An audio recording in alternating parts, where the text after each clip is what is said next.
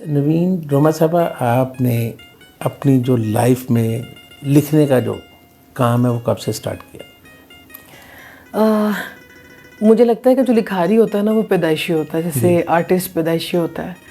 तो जब मैं छोटी थी तो क्योंकि मेरे पास कोई बहन भाई नहीं था, कोई बच्चा घर में नहीं था, तो मुझे जैसे ही लिखना आया तो मैं एक डायरी लिखा करती थी। जी। हर रोज़ की बातें वो एक बना बना के लिखना मुझे आ गया। फिर मैंने अपने स्कूल में एक कहानी लिखी थी,